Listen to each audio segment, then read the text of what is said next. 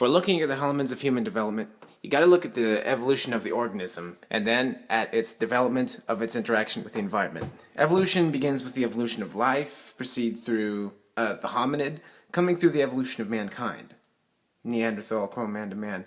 Now, interestingly, what you have here are three strings: biological, anthropological, development cities and cultures, and cultural, which is human expression. Now, what you've seen here is mostly the evolution of individuals as a population, not so much evolution of individuals.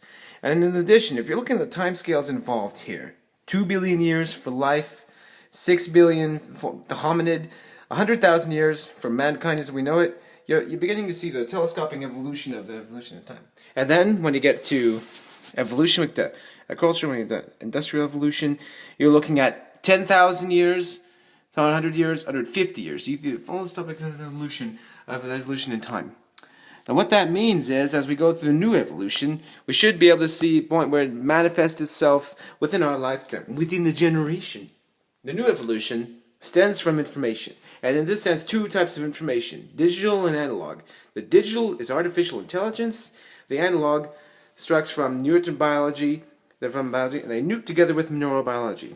Before, on the old evolution paradigm, one would die and the other would grow and dominate. But in the new paradigm, they would exist as a mutually supportive, non-competitive grouping, okay? Independent from the external. And what is interesting here is now that evolution now becomes initial, analyzing the needs and desires of individuals and not some external process or passive process where the individual is just at the whim of the collective. So, you produce a neo-human, okay, with a new evolution, new person. But that's only beginning evolutionary cycle, because as the next cycle proceeds, input is now this new intelligence.